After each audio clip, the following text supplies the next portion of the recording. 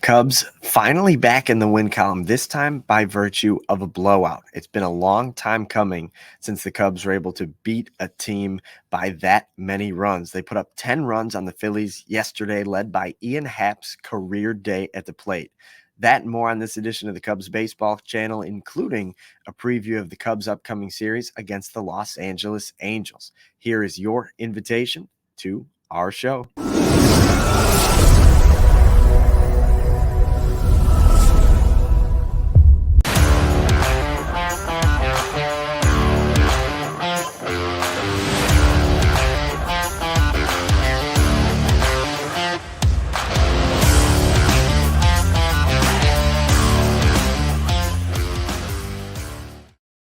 What's up, guys? Thanks for joining us here on the Cubs Baseball Channel. My name's Anthony Pasquale, as always, on Twitter at ant_Pasquale3. I know you're probably getting tired of it, but we are on Twitter as a channel.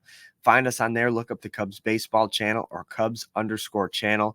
Find us on Twitter. Find us on Instagram. Give us a follow. Interact with us on those pages. Engage, as we're going to bring you some Cubs Baseball Channel content on those sources as well. But let's get into it. We've got a lot to get into about yesterday's ball game. Finally, a win. I've got my red, white, and blue colors on. I hope you guys all had a happy and safe 4th of July. Thank you guys, as always, for coming in to talk some Cubs baseball, for liking, for subscribing, for getting in that comment section. We appreciate it all. Hope you guys, again, had a very good 4th of July. You know who did have a very good 4th of July?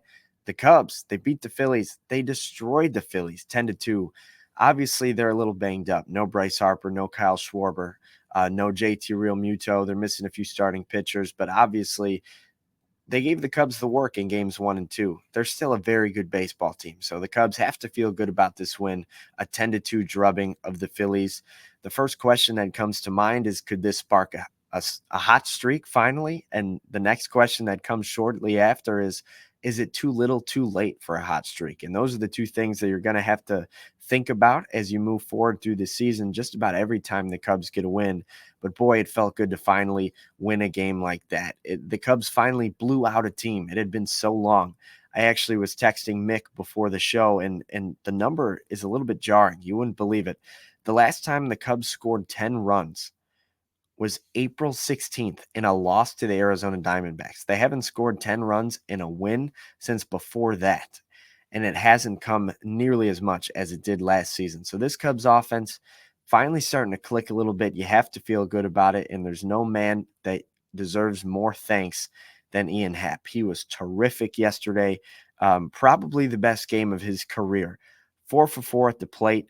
2 home runs, both 3-run shots, drove in 6 runs to Ian Happ.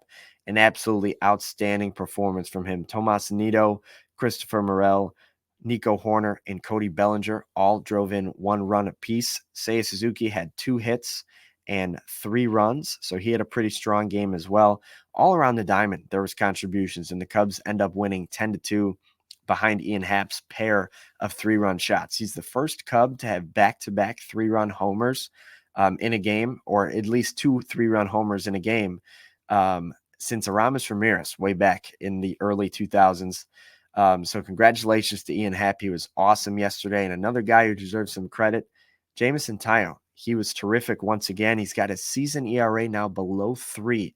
It sits at a 2.99 after 7 innings of 2-run ball, striking out 7, only allowing 4 hits. Both Drew Smyly and Hector Neris through scoreless innings in the 8th and the 9th innings. And the Cubs came away with a win, finally, with a blowout, which leads us to the next portion of this show, the standings check. And it's something that we're going to have to be keeping our eye on in July. Obviously, we know this trade deadline is looming, and it's something that Cubs fans have mixed feelings about. Obviously, there's some optimists out there, myself included, that think a run could be coming and that this team is good enough. And then there's some realism in me that thinks that even if this team does go on a run, they're not good enough to win the World Series, and you're going to run this team back out there next year, and you're going to run into the same problem. So I kind of go back and forth on it. I like winning much better than I like losing, but I'd rather win long-term than keep on this teeter-totter of mediocre potential sellers. But as it stands right now, the Cubs are still in last place in the NL Central. They picked up a game on the Brewers yesterday. They're now 12 behind the Milwaukee Brewers for first in the NL Central. and still 6 games back in the wild card, which of course means still 7 teams to leap if they want to get into that third wild card spot.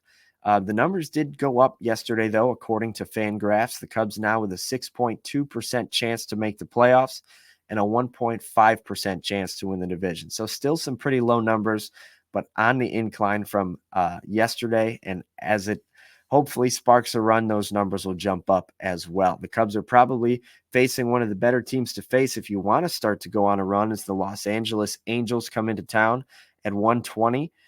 It's kind of interesting. JD said not too long ago that he kind of forgot that the Angels were a team. Mike Trout's hurt. Anthony Rendon hasn't been the player you expected him to be. And of course, Shohei Ohtani not in the picture anymore, as he's on the other side of town with the Angels. They're 36-50 on the season, and they've lost 4 in a row, have the Angels. So the Cubs are catching them at the right time. Maybe this is the day that you finally get Justin Steele his first win of the season. He's currently 0-3 with a 3.20 ERA, but he is on the mound today, taking on the Los Angeles Angels. Steele has been terrific for these Cubs, was the Cubs' best player in the month of June, had a super low ERA since late May, and dominated for most of June. They're up against Griffin Canning. He is a right-handed pitcher, 3-8 on the year with a 4.71 ERA. Only Cody Bellinger has had any experience against Canning, so it'll be something to keep an eye on. He's 1-for-3. But as you look at this matchup, it's one that the Cubs should take advantage of if they want to get on a little bit of a win streak before this All-Star break and eventually the trade deadline. And personally, there's nobody I'd rather have on the mound than Justin Steele right now. So let's see if the Cubs can get back in the win column. But guys, thank you so much for joining us. I hope you guys had a happy and safe 4th of July, and keep the weekend going. Hopefully it continues with some Cubs wins. But guys, like and subscribe, ring the bell. Follow us on Twitter and on Instagram. We appreciate you guys engaging on all of our social medias. Get in that comment section. Let us know how you're feeling about this team. But for now, thank you guys, as always, for coming to the Cubs Baseball channel. Hopefully we were talking to you tomorrow after another Cubs win. Go Cubs.